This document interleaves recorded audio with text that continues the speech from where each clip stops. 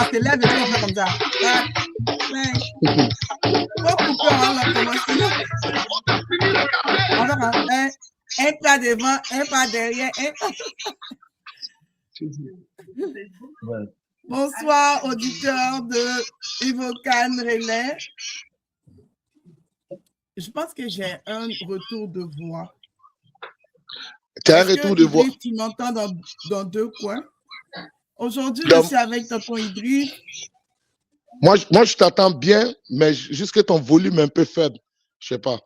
Mon volume mais je t'attends quand même. Ok, mais tu m'attends, donc on va faire ça comme ça. Donc, aujourd'hui, je suis avec tonton Idriss. Idriss, le viking noir, tonton Idriss, en tout cas, tout ça là, ça prend. Que vous l'appelez Idriss, que vous l'appelez tonton Idriss, ça prend. Donc, Idriss, le viking noir, présente-toi à nos auditeurs. Bon, salut à tout le monde, bonsoir à tout le monde. On est ensemble, c'est la famille, vous-même, vous savez. La vraie force de ta force, c'est ta force. Moi, c'est Idrissa Sidibé, à l'état civil, né un 29 mai, à Abidjan, précisément à Abobo. Grandi à Abobo, école primaire à Abobo, mais le collège, ça c'était de l'autre côté de Yopougon. Ensuite, garçon un peu turbulent, on dit bon, il faut l'envoyer au pays d'origine là-bas pour le régler un peu. Ce qui m'a envoyé dans mon pays d'origine, au Mali. Donc, après, j'étais entre le Mali et la Côte d'Ivoire, je faisais la navette, tout et tout. Et puis voilà, j'ai une maîtrise en sciences de l'éducation, en sciences sociales, mais la filière principale était les sciences de l'éducation. Et puis voilà, c'est un peu ça. Après, la carrière musicale aussi s'est collée. La carrière musicale est née à travers les théâtres à l'école et puis on a développé ainsi de suite. Et puis voilà.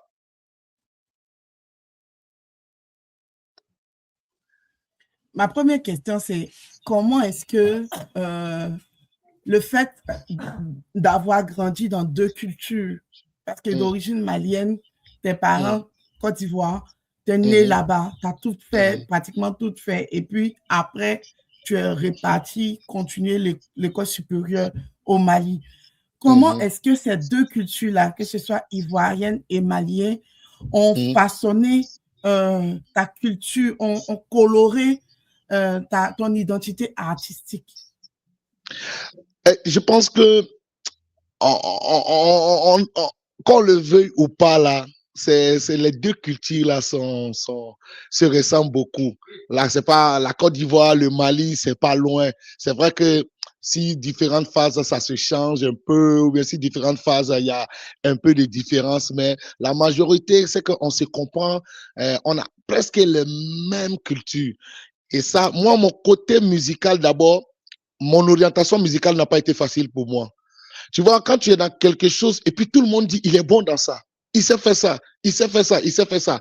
Ça, je sais pas, ça a deux effets. Ça a l'effet positif et ça a l'effet négatif. L'effet positif, c'est quoi? C'est que rapidement, si tu as su t'accrocher à un de tes talents, ça va t'aider. Tu comprends un peu? Maintenant, après, quand tu es un peu éparpillé, moi, ça a été mon cas, j'étais un peu éparpillé, je ne savais pas où partir. Parce que j'étais de la musique, je l'ai commencé en zouglou. On dit, mais il est bon en zouglou, hein? Pape, mouvement coupé décalé a commencé. Comme zouglou, c'était façon, on est parti dans le mouvement coupé décalé. On dit, oh, mais tu fais quoi dans zouglou? Laisse dans coupé décalé. Après, j'ai été tenté, titiller un peu, voir un peu ceux qui chantaient le reggae. Moi-même, mon coup de cœur de style de musique, c'est le reggae. Quand j'ai commencé à interpréter un peu les Alpha Blondy, les Tickets, je me dis, mais lui, il est bon en reggae. Mais pourquoi tu continues pas en reggae? Tu as une voix en reggae. C'est comme que j'étais dispersé, moi, mais je ne sais pas où j'étais.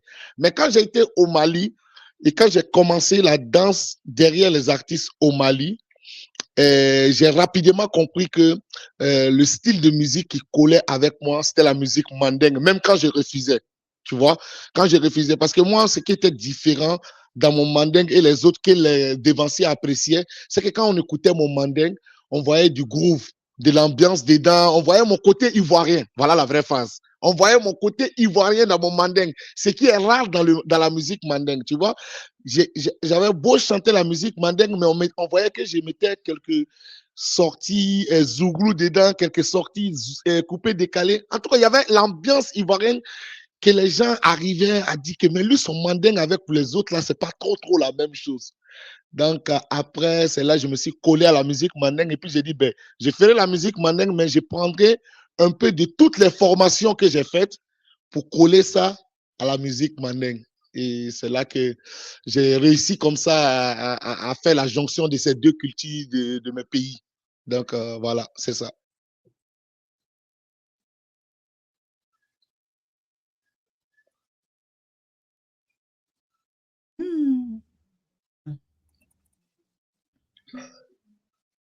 Je pense que je n'ai pas entendu la dernière question. Est coupée. En tout cas, on a entendu, oui, je dis la connexion est un peu coupée. On a entendu le début et puis, mais on a compris le mélange.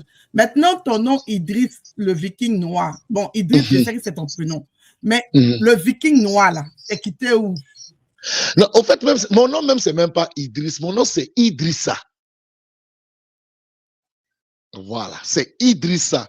Mais, comme on dit dans les pays maghrébins, les pays arabes, Idrissa, c'est la même chose comme Idriss. Tu comprends? Donc, voilà. Mais moi, mon nom Idriss est venu par rapport à paix son âme, son excellence, Idriss Déby. Les premières personnes qui ont commencé à m'appeler Idriss faisaient allusion au nom de son excellence feu Idriss Déby. Les premiers même qui ont commencé moi à m'appeler Idriss m'appelaient tout le temps Idriss Déby, le grand Idriss Déby. Donc c'est comme ça, c'est resté sur moi dans mon enfance. Idriss, et puis voilà, c'est parti. Sinon mon nom même c'est Idrissa. Tu vois, moi même ceux qui me connaissent là, il y a d'autres même là, ils vont même appuyer ça en mode Djoula, même Drissa. Tu comprends? Ça, c'est ceux qui ont grandi au quartier avec moi. Ils savaient que mon papa ou même ma maman, quand c'était pour me caresser, c'est Idriss. Mais quand c'était dans un bembéa de haut, hey, Drissa. Quand il entend Drissa, mon cœur est mort. Ça veut dire qu'il y a quelque chose à mélanger. Donc, ceux qui me connaissent savent que c'est comme ça on m'appelait, d'autres m'appelaient Idrissa. Maintenant, le nom Viking Noir, c'est même pas un nom. C'est un nom qui s'est collé à moi par rapport à une série, les Vikings. C'est un ami qui cause d'une série, puis il n'arrête pas de parler de la série. C'était au Mali. Et puis moi, ça m'a donné la curiosité. C'était en plein mois de Ramadan, je me rappelle. J'étais là, j'ai dit, mais lui, il parle chaque fois des Vikings. Attends, je vais aller regarder la série. Mais là, Larissa, il dit, je vais regarder la série. Pour moi-même, ça devient pire que mon ami. Je dis, quand je viens m'asseoir quelque part, il faut qu'il raconte la série Viking. En plus, je connaissais tout de la série Viking, les nuances, les virgules. Pourquoi lui, il a fait ça? Pourquoi? Donc, mes amis n'arrêtaient pas de... On dit, mais toi, nous, on a regardé Viking, on n'a même pas vu un noir dedans. Donc, le seul noir qui est dans Viking, comme toi, tu es fan du film Viking, c'est toi le Viking noir. En fait, le nom est né de l'ironie. Ils ont commencé à rire de moi, hein. Commencé à rire de moi, tout et tout et tout. Et puis après, c'est resté collé sur moi. Le Viking noir, le Viking noir. Le Viking noir. À un moment, les gens même ont essayé de me dire non, ça ne fait pas ta culture. Tu vois, tu es de l'Afrique, les Vikings ne sont pas de l'Afrique. Pourquoi tu acceptes ces noms? Mais tu vois, il y a des noms qui se collent à toi là. Ah, tu as fait comment? Tu ne peux pas l'enlever. Donc, ça y est là, c'est collé. Moi, même si je me mets à citer tous les noms que les gens ont mis sur moi, c'est trop beaucoup. En tout cas, pour moi, tu es Idriss. Moi, des fois, j'ai dit Idriss, des fois, il dit Tonton Idriss, des fois, il dit la foule vocale. Ça, voilà. Tout ça, c'est les noms qui ont été collés à moi. Même Tonton Idriss. Moi, avant, là, quand je commençais la musique, là, tout le monde savait mon nom artistique, c'était Idriss. Tout court. D'autres m'avaient même appelé Barclay. Mais Barclay, ça, c'était, on disait que j'ai ressemblé. Moi, j'ai toujours ressemblé à quelqu'un pour mes amis. On disait que j'ai ressemblé à un basketteur américain qui s'appelait Charles Barkley. Parce qu'avant, moi, je faisais la boule à zéro. Hein. Avant, je faisais vraiment la boule à zéro. Là. Donc, d'autres ont commencé à m'appeler Barclay. Maintenant, quand je faisais Zouglou, là, j'aimais trop faire comme Daisy Champion. Demain, toujours me voir. Donc, les gens ont commencé à m'appeler encore Idriss Champion. Tu vois? On dit que mes amis se moquaient de moi. On dit, ah, lui, il se prend pour Daisy Champion. Même quand il chante, il fait sa tête d'une manière. Donc, ils ont commencé à m'appeler encore Idriss Champion. Après, on est quitté dans Idriss Champion jusqu'à... C'était Idriss tout court. Et tonton Idriss est né d'une émission des enfants.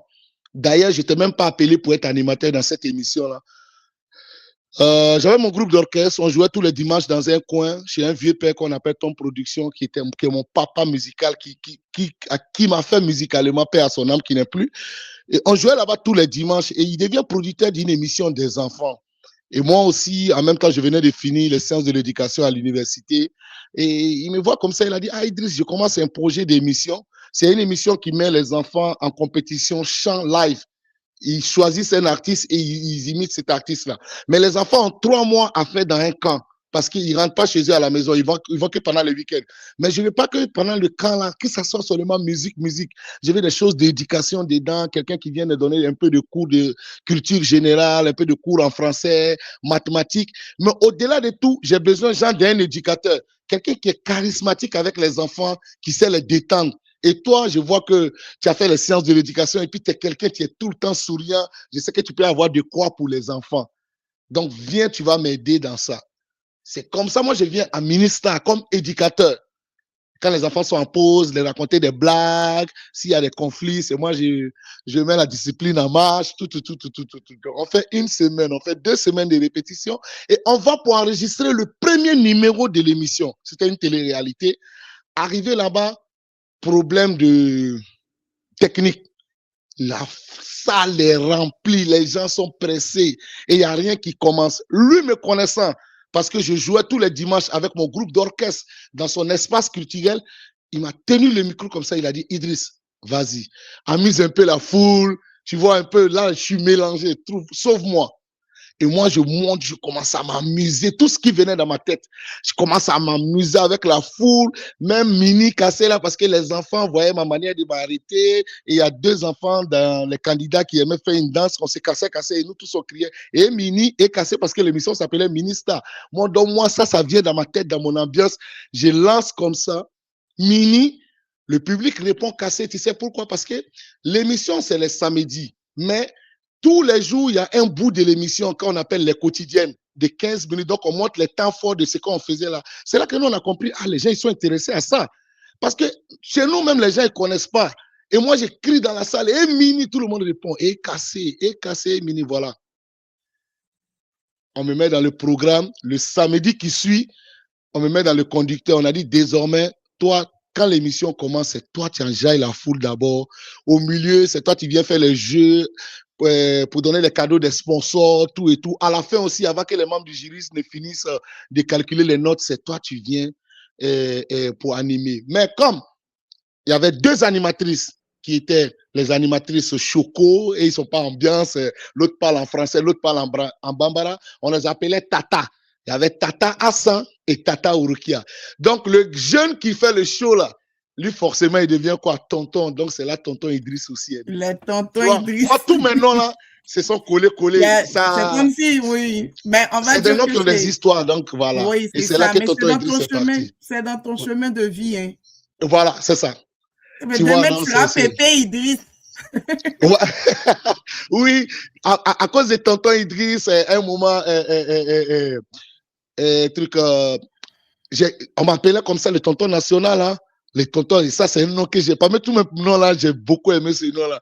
Et ce qui m'a plus donné l'amour du tonton national, là, c'est que quand tu vois tes mamans, tes papas, des grandes personnalités qui sont âgées que toi, tout et tout, quand ils te voient et puis ils te disent le tonton national. C'était même écrit sur ma voiture à Bamako. Hein. J'avais une voiture là, c'était écrit là-dessus, tonton national. Partout, je passais là, le tonton national. C'est pour l'anecdote même, il y a un des présidents de la République qui m'a une fois appelé tonton. Il a dit, oh, c'est toi le fameux tonton Idriss. Quand il a fini de dire tonton Idriss, après il a dit, mais toi, tu n'es pas mon tonton. Hein. Mais ce jour-là, j'ai osé quand même. Là, puis j'ai dit, ah, mais son excellence, vous venez juste de m'appeler tonton. Déjà, après, il a appris, il a la bouche, lui. Père à son âme, le grand Amadou Toumani Touré. ATT, c'est quelqu'un qui était beaucoup gentil avec tout ce qui pouvait faire danser les enfants. Parce que lui, sa femme était beaucoup pour la cause des enfants. Donc, ça me faisait plaisir quand lui me disait tonton Idriss. Je dis, ah, je ne suis pas petit quelqu'un, le président de la République même m'appelle tonton Idriss. Donc... Mais ça, c'est bon. Mais quand tu étais petit, tu as fait du théâtre scolaire. Donc, je suppose que souvent, là, c'est les amuseurs publics de la classe là qu'on envoie là-bas pour faire des trucs. À quel moment que tu as compris que l'art en général n'allait pas juste être une passion, mais allait être plus que ça dans ta vie? Pour te dire la vérité, même que souvent, je le dis à mes frères, je sais, c'est que moi, ma maman savait que j'allais être artiste, quel qu'en soit, mais elle ne voulait pas. Elle ne voulait pas, donc elle mettait toutes les barrières. Tu comprends un peu? Mais je sortais chaque fois quelque part, comme on dit dans le jargon, je sortais dans le dos quelque part, quoi. Et à un moment même là, elle n'en pouvait plus. Là où moi j'ai compris que j'allais vraiment pas échapper à tout là, c'est l'année de mon bac. Ma première année en bac. Quand je vais faire le bac, j'étais parmi les meilleurs de la classe. Parce que naturellement, j'étais intelligent. Mais tu peux être intelligent et puis tu bosses pas, ça va pas. Mira. Tu vois, il y a Dieu a donné, il y a d'autres qui ont ça naturellement. Mais ça a besoin de bosser, de s'exercer et tout et tout. Et moi, tu vois, la musique était là, je partais dans mes shows, je dansais, tu vois. La petite cote de popularité était déjà là, donc tu vois. Et à la grande surprise de tout le monde, je suis au bac, ma première année. Ah, ça a fait mal à ma maman. Parce qu'il n'y avait rien pour que je joue au bac, quoi, en fait. Il n'y avait rien, Mira. Même mes amis de la CAN, non. Idriss n'a pas échoué, non. Quoi? Mais il a échoué. Tu comprends? Donc, c'est là où j'ai dit, bon, il faut que je fasse la part des choses. Que je sache que si je vais devenir artiste, là, pour que ma maman me laisse faire ce que j'ai envie de faire, là, il faut que je parte à l'école, je finisse l'école, et puis là, comme ça, elle va me laisser. En fait, cet échec au bac là a réveillé quelque chose en moi. Donc, l'année qui est suivie là, oh, Papo n'est pas Papo, Bossoroni n'est pas Bossoroni. Quand j'ai attrapé le bac, j'ai mis ça. C'est dans ça où la maman était contente. Maintenant, elle avait plus confiance en moi et que sa sœur a dit, tu vois, depuis longtemps, ce petit-là, tu le bloques. Tu vois, depuis il est enfant, il passe par ça. Parce que moi, il y a un moment, c'était compliqué. C'était musique et trucs aussi, ballon. Parce que j'étais bon en football aussi. Donc, tu le bloques. Donc là, maintenant, tu as montré ce que tu n'aimes pas. Il a compris.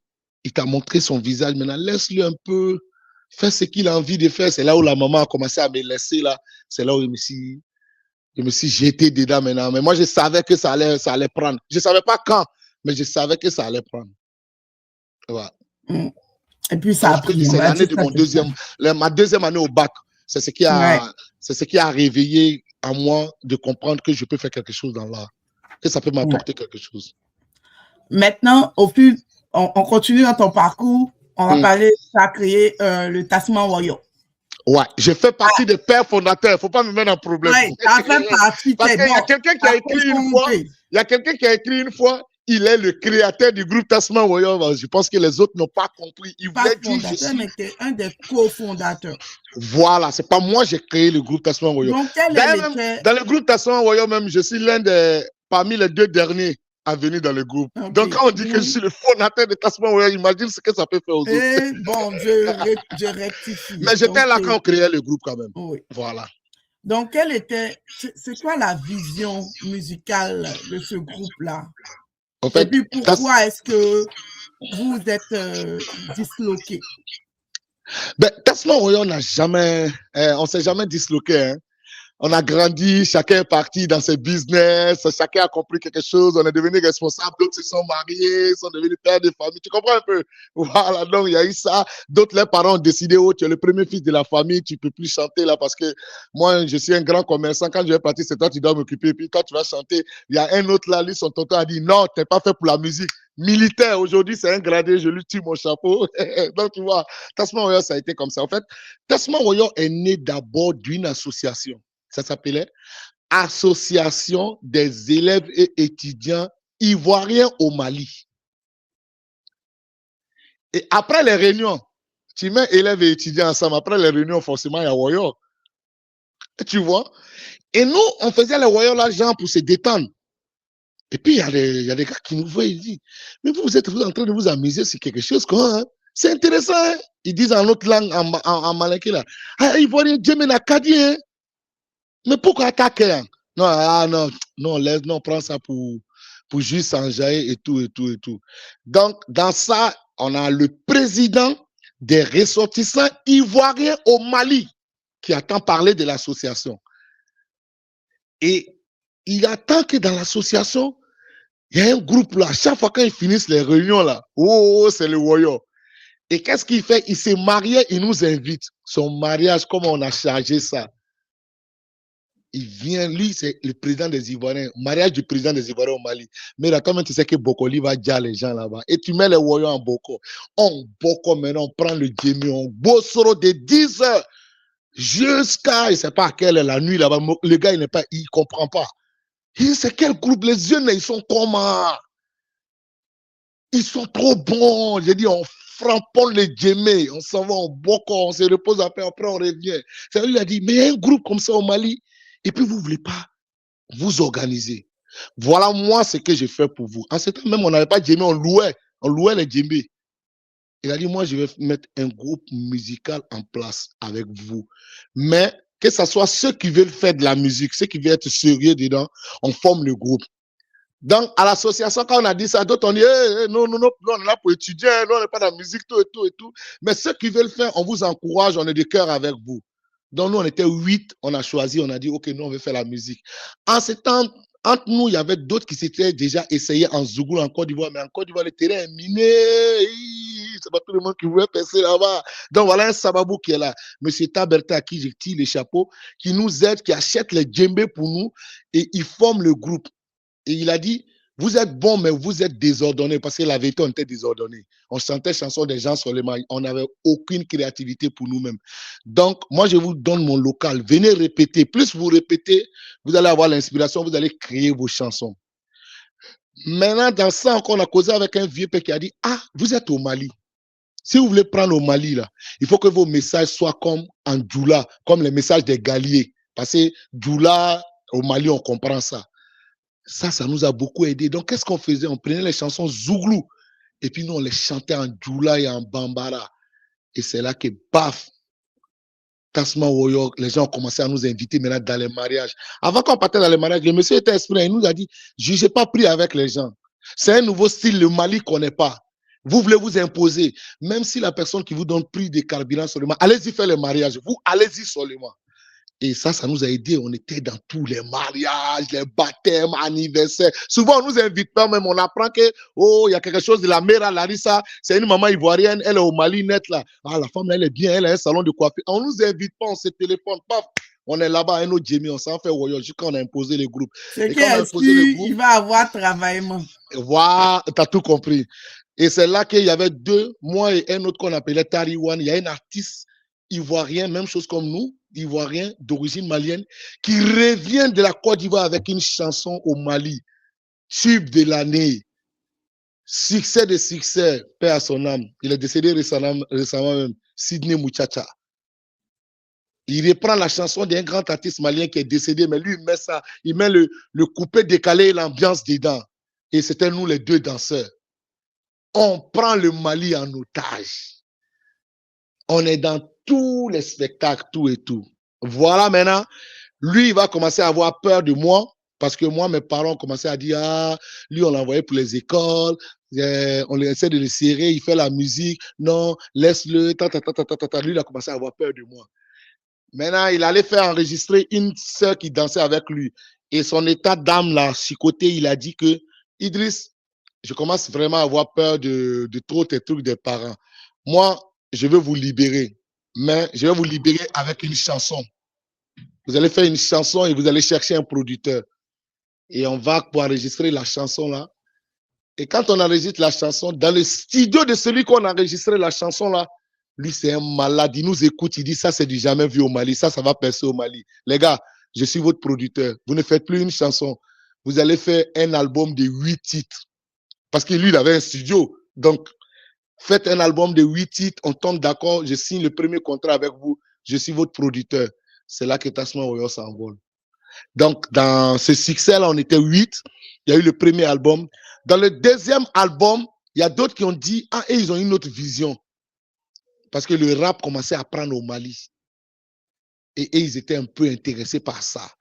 On a dit non, restez. On peut, tu vois, dans nos groupes, style, on est 8. On peut mélanger le rap. Ils ont dit non, ils veulent être, tu vois, concentrés sur le rap d'un sol. Ça commençait à bien prendre au Mali. Donc, ils sont partis. Ils ont créé un autre groupe parallèle au Tasma Royo et on les appelait les Tasma Inter. Donc, ça avait envoyé l'histoire de Yule et puis Yule Inter au Mali. On ne comprend pas. Hey, Tasma Oyo, non, c'est pas Tasma Oyo, il ne faut pas mélanger. Il y a Tasma Oyo, il y a Tasma Inter maintenant. Mais ce qui était intéressant, on était tout le temps ensemble parce que c'est dans le même boy, on s'est retrouvés. C'est vrai qu'il y avait un peu d'ego là. Tout le monde voulait montrer un peu sa capacité, mais on était tout le temps ensemble. Et puis il y avait des gombos là, on était obligés de les faire ensemble. Tu vois, des grands gombos de Woyo où on a besoin de beaucoup de voix, on était obligés de faire ensemble. Et puis moi, c'est dans ça que moi j'ai essayé de m'intéresser à la musique mandingue. Moi, j'ai toujours été curieux. J'ai toujours été curieux. J'ai commencé d'abord avec le coupé décalé. Hein. Après, j'ai quitté le Zouglou, je suis venu dans le coupé décalé. Mais j'ai vu que le coupé décalé avait trop de choses qui ne collaient pas avec moi. Tu vois un peu, par exemple, il y a beaucoup de choses que je ne vais pas dire qu'on fait dans le coupé décalé. Et moi, ça ne collait pas trop avec moi. Et il y a un vieux père qui a découvert un peu les notes mandingues en moi. Et puis, il a dit que ma particularité, c'est que je sais mélanger du mandingue à mon pays de naissance, c'est-à-dire la Côte. Je sais mettre l'ambiance de la Côte d'Ivoire dans la musique mandingue. Lui, il m'a aidé, il m'a formé, il m'a dirigé chez d'autres personnes. J'ai participé dans d'autres groupes d'orchestre. Même, je te dis, mais là, moi, j'étais déchargé de baffes. Hein. Ouais, j'ai fait ça. J'ai déchargé j'ai déchargé les baffes, je faisais les branchements, tout et tout. Mais parce que ce que je déchargeais les baffes là, c'est pas tout le monde qui pouvait décharger baffes là-bas. Quand tu déchargeais les baffes, même tu es star. Parce qu'ils étaient trop près. Donc moi, j'étais là-bas pour mieux comprendre la musique. Et dans ce même groupe-là, moi, j'ai chanté après. Même il y a un vieux père là, toujours quand il me voit ça, il dit, lui, là, sa tête, c'est quelque chose. Il était déchargé avec nous, hein. Mais après, même, c'est lui, nous, on joue guitare derrière lui et puis lui, il chante, tu vois. Donc, tu vois, je suis passé Mais on par va cette dire que c'est l'école, c'est l'apprentissage. mais c'est là-bas, la musique mandingue même, c'est là-bas qui a été la plus belle école pour moi. Là où j'ai déchargé les matériels, là-bas, on m'a bien travaillé parce que j'étais entre les vieux pères qui me voyaient comme leur fils. Même quand ils me donnaient le micro, s'il y avait des ratés, ils me disaient non, tu ne pourras pas avoir, au lieu de partir là, passe là, le raccourci là. J'ai beaucoup appris là-bas. Et puis voilà. Donc, tout ça, ça a commencé avant 2009 parce qu'en 2009, tu es allé en solo. Ouais. Et puis, tu as fait beaucoup de scènes dans différents pays. Aujourd'hui, si tu regardes dans le rétroviseur, c'est quelle scène qui t'a le plus marqué et pourquoi dans toutes tes scènes que tu as fait, quand tu regardes ta carrière de solo depuis 2009? Depuis 2009, il y a beaucoup de scènes qui m'ont marqué, mais il y a une scène là qui reste gravée à moi. Elle n'a même pas duré. Hein. C'était en 2018. C'est une scène de 2018 au Mali. Parce que j'avais disparu. Tu sais, le succès, c'est ça. Tu es là un moment et puis tu es là, tu ne comprends rien. Le succès, là, te fuit. Toi-même, tu ne sais pas. Tu te bats, mais le succès te fuit. Et dans les coulisses, j'avais commencé à comprendre que Jean, j'étais fini, il ne peut plus. Non, lui, il est juste malin, mais il n'a plus l'écran encore et tout et tout. Et il y a un gars qui a toujours eu confiance en moi, qui me donne ma chance sur une scène qu'on appelle le Festival de Sélingué. Ça, là. Et je revenais d'une maladie. J'étais gravement tombé malade. Je revenais d'une maladie. J'ai même les images, même quand je te parle, je vois les images, ma tête était rasée, bien dépérie comme ça. Mais ce jour, je suis monté sur scène comme d'après ce que les journalistes ont dit ce jour, le outsider est devenu la star de la scène. En plus, le jour où je jouais, ce n'est pas pour me lancer des fleurs. Ce jour, je jouais qu'avec des grosses pointures. Pour te dire après moi net, c'est Viviane Dou qui devait monter. Quand je retournais dans le car avec ses musiciens, et quand elle est venue nous regarder, et puis elle m'a dit, ce qu'elle m'a dit, je sais. Elle m'a dit, toi, tu es un sorcier. Vous, les Maliens, là, tu as fait quelque chose, là. Depuis que tu es descendu sur scène, là, nous, on chante, là, les gens, ils écoutent plus, là. C'était, je suis monté comme Rambo ces jours-là, tu vois. Rambo, Jean, ils l'ont laissé au Vietnam, là. Et puis, il se débrouillait seul, là. C'est comme ça, il s'est monté sur scène ces jours-là. Ça, c'est vraiment, vraiment, vraiment, vraiment une scène qui m'est restée longtemps. Et c'est la scène que je regarde le plus souvent. Scène que je regarde le plus souvent, franchement. Il y en a beaucoup, hein. Et puis, ouais, mais cette scène-là, moi, je pensais que tu allais citer la scène de Nuit d'Afrique. Oui, Nuit d'Afrique, c'est récent. Et Nuit d'Afrique, c'est vraiment la même chose comme la scène de 2017, là. Parce que Nuit d'Afrique, là, c'est comme, c'était le retour de tellement d'années de travail dans le style mandingue ici, qui sortait en lumière pour moi. T'as vu comment j'ai fait la scène de Nuit d'Afrique, là? Tous ceux qui ont regardé, ils ont dit, ah, lui, là, il avait faim. Mais en 2017, là, j'avais plus faim que pour Nuit d'Afrique. Ouais. Tu es arrivé au Canada en 2019. Yes. Est-ce que recommencer hors de ses frontières, surtout en Amérique, est-ce que c'est facile ou c'est difficile quand on est un artiste qui est connu chez nous, par exemple? C'est pas facile, hein? Tu vois, je ne sais pas si le mot il est juste. Il y a ce petit orgueil quand tu arrives. Parce que moi, c'est pas pour me jeter des fleurs. Je sais quand même qu'au Mali, quand je sors là, il y a 100 personnes qui vont me saluer dans la rue. En Côte d'Ivoire aussi, Abidjan, il y a des coins quand je sors comme ça là. Aïe. Il y a Djamana. Il y a Djamana. Mais tu viens ici là, tu peux monter dans le bus, mais il n'y a pas 2 personnes même qui te disent bonjour. On ne te connaît même pas. Ça là, c'est que ça fait à un artiste qui a déjà vécu le succès. Ça là, ça m'a marqué. Il sort quand il marche. Tu vois, je regarde à côté. Ouais, ça me connaît même. C'est qui? Hein? J'ai même arrêté même dans McDo, j'ai fait rang, tout ça. On te connaît.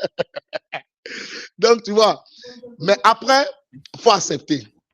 Tu acceptes et tu mets ton orgueil de côté et tu te dis que les phases déjà passées dans les coins où tu as eu le succès peuvent t'aider à redémarrer, c'est-à-dire à t'intégrer.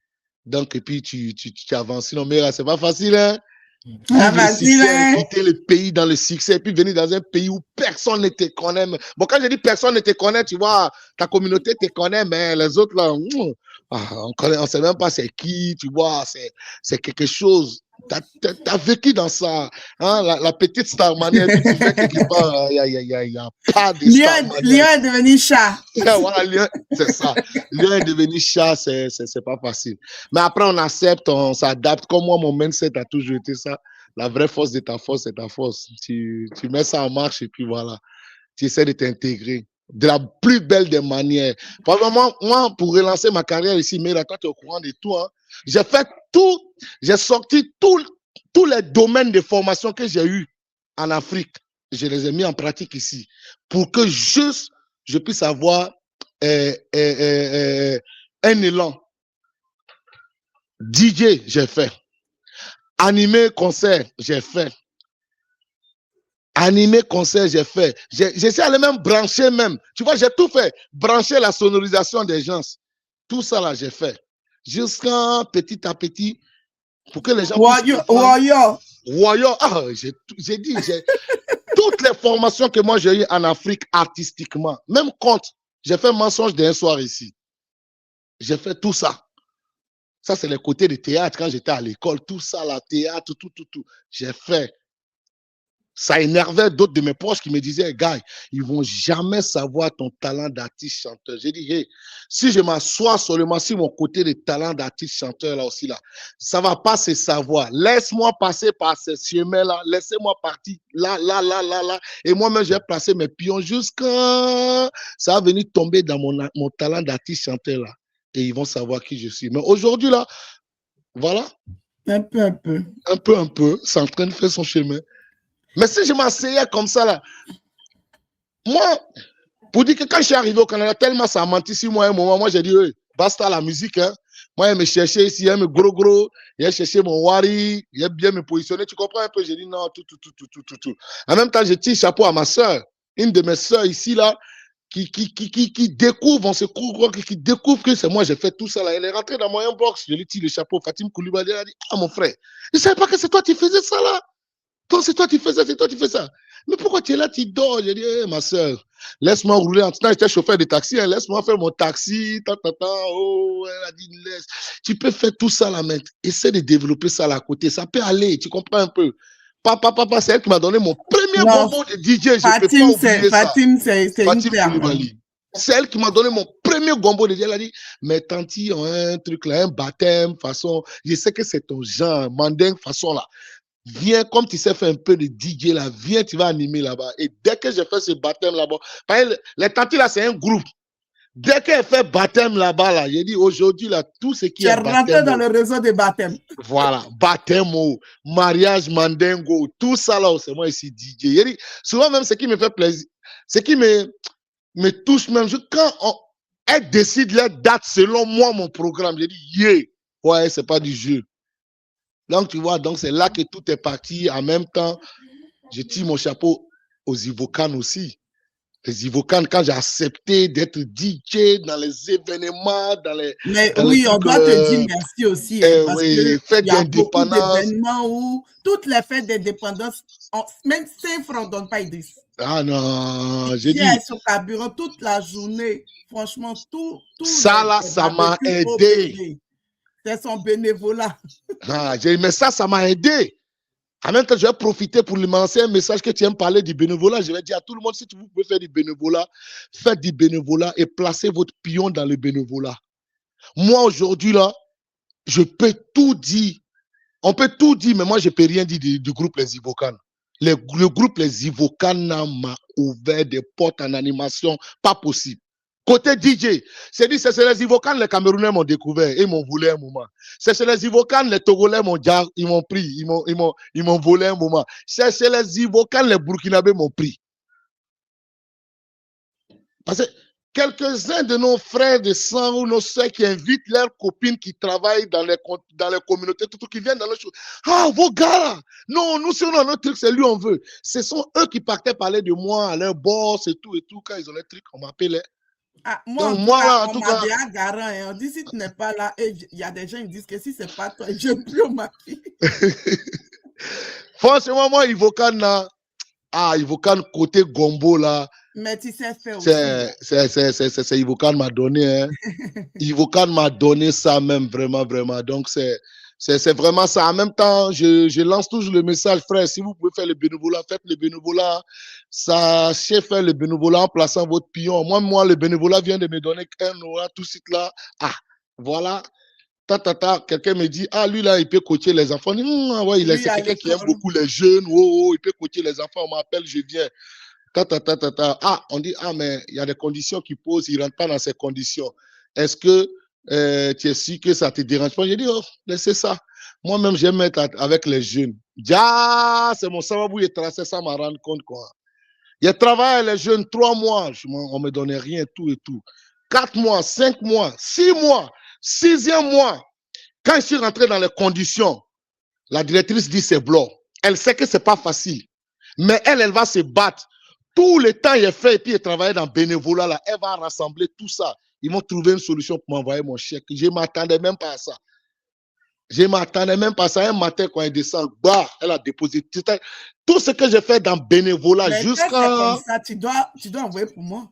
Tu vois comment tu as ta vie, il t'a attrapé. Non, mais tu sais, comme tu vois. Il n'y avait pas d'entrée. Donc, quand le chèque est venu comme ça, on a pris pour payer le crédit de Giovanna. On a pris pour payer le crédit, tu comprends un peu. Mais en toute sincérité, ça m'a vraiment donné une leçon. Et puis, j'ai dit que même si ça a refait, je vais le refaire. Il y a bénévolat dans le pays là. On peut dire, peut-être que ça, souvent, c'est compliqué, mais ça, c'est sababou. Donc, moi, j'ai dit aux gens, si vous avez du temps, si vous pouvez faire du bénévolat ici, là, et même c'est bon pour les CV. Très bon pour les CV aussi. Yeah. Un jour, quand tout sera propre, Idriss va faire son témoignage et puis vous allez entendre parce qu'il vient de loin. Ces jours-là, ah non, franchement, là, on va préparer ça. Hein, franchement. Ces jours-là, je ne vais pas parler vite, quoi. Ces jours, il faut que je fasse ce témoignage dosé pour dire aux gens que la vie, c'est beaucoup de couleurs, c'est beaucoup de choses, c'est beaucoup de poids. Mais tant que tu vis, que tu respires, que tu es en bonne santé, espère. Si tu perds espoir, tu ne vis plus. Moi, je dis ça à tout le monde. Il y a deux mots qui se combattent en toi, le courage et le découragement. Mais toi-même, tu sais parmi les deux mots-là, le mot qui t'arrange, c'est le courage. Mais pourquoi tu ne prends pas ce courage avec toi-même, ta personne, ensemble, vous allez boire le découragement. Parce que moi, il y a un vieux père qui m'a dit quelque chose. Moi, j'ai un volet dans les dits de mes vieux pères. Il dit, fils, si tu te décourages, que tu arrêtes là, tout ce que tu as fait avant, là, tu as mis ça dans l'eau. Hein? Tout ce que tu as fait avant, jusqu'à quand tu es arrivé dans le découragement, là, tu as mis ça dans l'eau. Si tu es fatigué, repose-toi. Ça, c'est normal. Mais quand on te dit de te reposer, il ne faut pas dormir aussi. Hein. Si tu te reposes, relève-toi et puis continue ton combat. Un jour, ça va te sourire. Un jour, ça va payer. Ça finit par payer. Là, aujourd'hui, au Canada, tu es comme le promoteur du Manding Groove. Quel est le plan pour que le Manding Groove puisse vraiment percer au Canada et en dehors des frontières canadiennes? D'abord, je voudrais faire comprendre quelque chose à tout le monde. Le Manding est toujours là. A toujours été ici. Mais moi, je viens avec une autre vision dans le Manding pour pousser le Manding à être dansé un peu partout. C'est pourquoi moi, j'apporte le groove dedans. Et moi, mon plan dans le Manding Groove, là, il est fort. Hein? Si je le dis là, ça va faire rire à d'autres. J'ai déjà dit ça à d'autres, ils ont commencé à rire. Mais je crois à ça. Moi, je veux que le Manding soit dansé comme le compas. C'est moi, je suis jaloux dans ma vie. Mais je suis jaloux positif, quoi, en fait. Moi, je veux que mon Manding Groove soit dansé. Tu vois, aujourd'hui, là, compas est venu, bam. Nous-mêmes, on n'est pas en train de faire compas. Ça n'a pas préjugé quand nous, on fait. Tout le monde est en train de faire. Non. Et moi, je veux qu'aujourd'hui, le Manding aussi vienne, qu'on connaisse cette sonorité musicale-là, que d'autres aussi personnes acceptent aussi d'aller chanter Manding. Et moi, c'est comme ça que je vois la chose. Donc, c'est comme si je viens avec Manding Group pour titiller tout le monde, pour bousculer les autres aussi, pour dire aussi que ouais, le style de la musique Manding est là. C'est pourquoi j'essaie chaque fois d'adapter mon Manding aux autres styles de musique. Mais toujours, la couleur Manding, ça reste là-dedans. C'est-à-dire, pour pouvoir réussir ce coup-là, les gens ont vu ça en moi depuis longtemps, que la manière dont je fais la musique Manding est très, très différente parce que c'est pourquoi j'ai dit, c'est une bénédiction de la Côte d'Ivoire, d'être né en Côte d'Ivoire et grandi en Côte d'Ivoire. Et j'ai vu que ce groove-là, couleur-là est rentré en moi naturellement. J'ai pu mettre ça dans un style de musique où les gens essaient de voir que mon Manding Groove est vraiment différent pour les autres. Et moi, j'aime ça. Et moi, pourquoi pas demain, envoyer mon Manding Groove dans du dancehall, envoyer mon Manding Groove. D'ailleurs, je chante de musique reggae. Tu vois, coupé décalé, on n'en parle pas. Quand ça chauffe. Il faut faire le rigidon ou un rigodon. C'est ça, moi, il attend. Notre chanson rapide ici, là. Ah! Truc, attends. Oh! Le style de musique, aide-moi, Giovanna. Ah, attends. Le style de musique québécois. Le style de musique québécois, j'ai aïe. Tu me dois une chanson. Oui, je suis en train de forcer, je vais faire ça. Forcer! Parce que j'aime trop ce style-là. La ziguinzon. La ziguinzon, mais le nom du style m'a échappé. Pourquoi pas? Moi, en tout cas, moi, je suis un gros jaloux. J'aime titiller. J'aime frotter ma cervelle contre celle des autres. J'aime, bon, imposer, peut-être c'est un peu fort, mais j'aime quand on découvre aussi ce que je fais. J'aime me donner ma place. Tu imposes juste que tu imposes en douceur. Voilà, c'est ça. Avec respect. Ouais.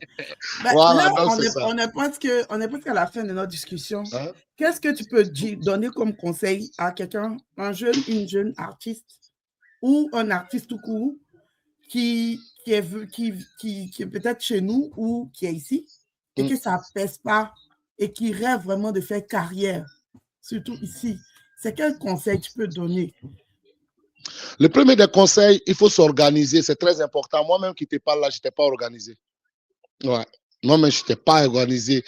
Tu sais, ici, là, c'est un terrain où il faut passer par ça. Quand je dis s'organiser, il faut commencer à bien préparer ses plans d'attaque, par exemple, avoir, essayer de mettre de l'ordre aussi ses pages, ses comptes, créer sa fiche technique, sa fiche de présentation, aller jusqu'à aussi son site. Tu vois, il faut essayer de mettre tout ça en place bien, bien propre.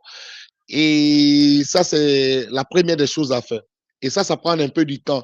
Il faut s'organiser, même à créer son logo, tu vois, à créer le nom du style de musique que tu fais. Essayer de mieux comprendre le style de musique que tu fais pour savoir vendre ton style de musique, pour savoir mieux exprimer ton style de musique. Parce que ici, on pose question, Mera. On te demande, donc si tu n'es pas prêt d'une manière, on dit, bah, est-ce que lui, il connaît même ce qu'il fait? Donc, allez-y faire des recherches sur ce que vous faites. Ça, c'est très, très important. Après cette phase d'organisation-là, il faut accepter de travailler et ne pas se décourager parce qu'ici, souvent, c'est lent pour nous. Très lent. Et quand on n'est pas fort, là, on lâche. Dans les débuts, je ne vais pas vous cacher que c'est vous-même qui allez mettre la main dans la poche. Souvent, tu vas sur des scènes, il fallait que je parle de ça, tu vas sur des scènes, ces scènes-là sont jolies, magnifiques. Ces scènes ont des grands noms. Mais ce que les gens pensent que tu as eu là, c'est pas ça.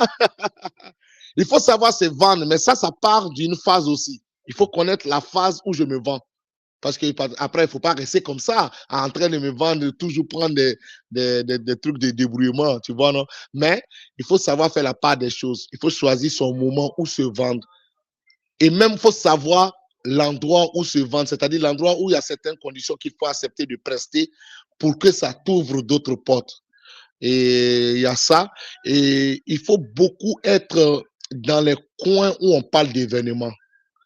Tu vois, dans les conférences où on parle d'événements, dans les ateliers où on parle d'événements, dans les portes ouvertes où on parle d'événements, il faut être là.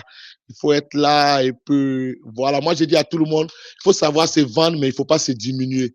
Comme je ne conseillerais jamais, ça c'est moi, mais après la personne peut faire, hein, c'est moi. S'il y a un promoteur, excusez-moi le promoteur, je vais vous appuyer un peu là. Si tu veux me donner la chance de faire la première partie de ton événement, c'est sûr que peut-être tu vas me dire, ok, ça serait difficile, je ne pourrais pas te donner le cachet. Ça, c'est que je comprends. Mais quand tu me dis, ah, pour que tu fasses ma première partie, il faut vendre ce nombre de tickets là, non. Faut pas, ça c'est diminuer. Je dis, nos frères, ces artistes qui sont là, qui se cherchent là, c'est pas pour faire, excusez-moi du thème, c'est pas pour faire une rébellion. C'est vrai qu'on doit se positionner, mais on ne doit pas se diminuer aussi jusqu'à ce point-là. Ouais, tu me donnes ma chance de faire la première partie, mais tu ne me donnes pas de conditions pour dire, pour que tu puisses faire la première partie, parce que c'est un grand artiste que moi je fais venir. Il faut que tu vendes ce nombre de tickets, il faut que tu m'envoies ce nombre d'invités. Là, comme ça, je te donne ta chance. Ça, c'est des trucs qui te diminuent parce que ça va te rattraper après. C'est ces mêmes gars-là qui vont aller s'asseoir à la télé pour dire, c'est aujourd'hui, il est devenu comme ça, il me fait ça. Moi, avant, si je fais ta vie, non, on n'est pas encore à ce niveau-là. On se bat. C'est vrai que moi aussi, moi l'artiste aussi, si je veux me positionner, si un vieux père me donne par exemple la chance, ou bien une vieille me donne la chance de faire la première partie d'un événement d'un grand artiste, c'est là moi aussi je me vends. J'ai fait ma pub, j'ai fait des vidéos pour dire, ah les gars, venez, c'est la première partie de Larissa Nelly, ah je serai là, ouais. Ça, tu apportes ton soutien, tu lances un appel, tout. Mais cet appel-là, ça va en deux phases. Il n'y a pas de condition. Voilà, ça va en deux phases pour que les gens viennent pour le vieux père. En même temps, toi, tu te vends à moi aujourd'hui, Idriss, j'ai eu la chance de faire la première partie de Larissa. C'est quelque chose aussi pour moi. Voilà, ça peut marcher, mais les conditions où il faut que je vende ticket, ou bien il faut que. Non. Souvent, il faut savoir se vendre, mais il ne faut pas se diminuer. Et puis voilà, il faut se vendre, mais il ne faut pas se diminuer. Là, on termine. Est-ce que tu peux nous dire rapidement ton actualité, en tout cas 2-3 actualités proches là que tu peux dévoiler? Hein? Ben, actuellement, l'actualité qui se prépare proche là, d'abord c'est le 16 mai, l'arrivée de Mewé ici à la ville de Montréal.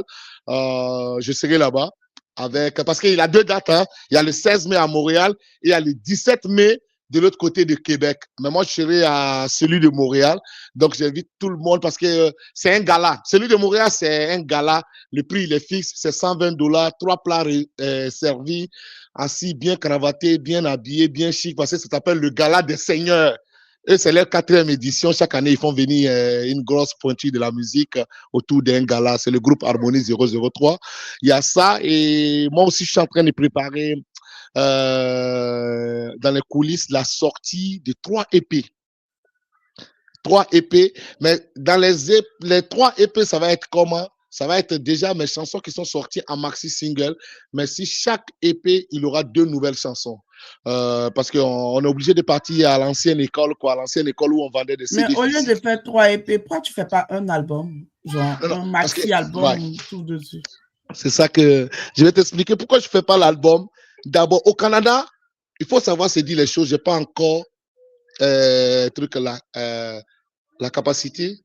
Donc, j'ai pas encore la position d'un artiste qui fait. Parce que moi, quand je veux faire un album, c'est un album, quoi. C'est pas pour me débrouiller. Okay.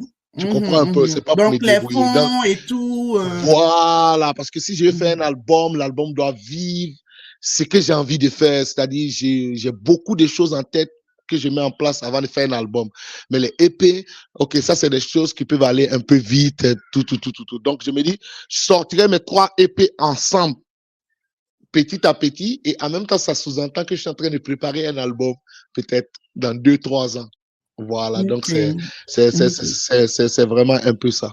Voilà. Donc, l'actualité du moment, c'est Idriss sera au gala de Mewé, le 16 gala mai à Montréal. Mais n'oubliez pas le 17 mai, ça c'est à Québec, ça c'est là encore, voilà. C'est un concert. Yeah, c'est ça. Ceux qui sont, comment on appelle, qui sont pas au courant, vous pouvez même sur Google, vous tapez Mewé à Québec ou bien Mewé à Montréal. À Montréal, le 16 ou le 17, vous allez avoir le lien des promoteurs. Le 17 mai, c'est notre sœur Priska du côté de Montréal et de Québec, BFM, qui organise en collaboration avec Lance Production. Donc, ceux qui ne sont pas au courant, vous êtes au courant, 16 Montréal, 17 Québec. Mais oui, ce n'est pas petit quelqu'un, c'est une grosse pointure. Donc, on vous attend nombreux. Je pense que c'est $75 à Québec. Ça, c'est un concert. $120 en mode gala. Gala à Montréal. Yeah. C'est ça. Idriss, on a fini. C'était un plaisir de causer avec toi. Merci. On parle tous les jours. Donc, nous c'est ça. C'est les jumeaux, les siamois. Ouais. Un mot de fin à tous ceux qui nous ont écoutés ou tous ceux qui vont nous écouter en rediffusion. Ne vous découragez pas. Ne lâchez pas. On a déjà pris l'avion. L'avion a déjà atterri. On a déjà déposé nos sacs. On va s'en sortir. Ça peut être lent, mais on va s'en sortir. Acceptons-nous. Donnons-nous de la force. Écoutons-nous. Partageons. Ne soyons pas renfermés. Et il y a un message fort que j'ai pour la communauté.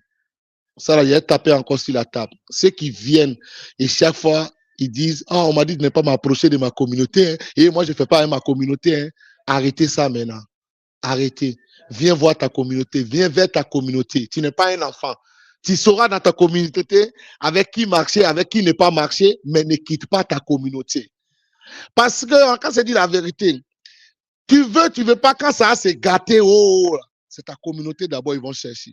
Donc, j'invite tous mes frères et sœurs à s'approcher à leur communauté. Et aujourd'hui, on est dans un pays où on doit se donner des informations. Il faut que tu aies quelqu'un par jour.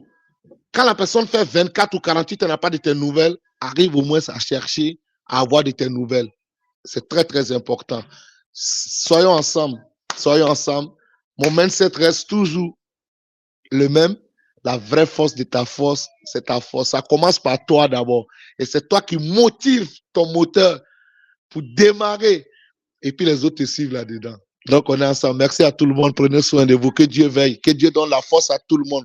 Tous ceux qui pensent à ce qu'ils veulent à l'aventure ici, que Dieu vous donne. Si c'est bon, hein. Amen. Voilà, que Dieu vous donne ça. Et en même temps, tous ceux qui sont dans l'affaire de Sébé, parlez en Ouchi dans ça là. Ne vous découragez pas. Le CB, là, vous allez mettre votre main sur ça. Soyez sur le droit chemin seulement. Ne vous mélangez pas dans les conneries seulement. Restez dans le droit chemin. Papa vous a béni, maman vous a béni. Vous-même continuez de prier. CB, là, ça va être dur, mais vous allez avoir. Ciao. Respect à tout le monde. Si tu es fatigué, faut job. Voilà, faut job. Bon, on est là. C'est ça. Donc, c'est sur les conseils de Idriss. Si vous ne savez pas, à temps perdu, c'est un coach en motivation. Donc, si quelqu'un est fatigué là, avant de job, 1-800 Idriss, vous allez voir. Yeah. Donc, allez, bye bye. Elle voulait participer bye. aussi. Hein. Sa maman l'a frappé. Comment? Elle a tout fait pour participer dedans. Dis bye bye. Amina. Bye bye. Bye bye. Bye bye. Donc, portez-vous bien. Et puis, on a mercredi prochain. Yeah. Mercredi prochain, je suis avec Arnaud, le mari de Mélanie qui est dans le direct. Donc, gardez la ligne. Big respect Arnaud, on sera là pour te soutenir. Depuis Abidjan. Donc, tous ceux qui veulent repartir au pays, là, mercredi prochain, venez écouter. Parce que Arnaud est depuis Abidjan. Donc, bonne soirée à tout le monde. Merci. Bye bye.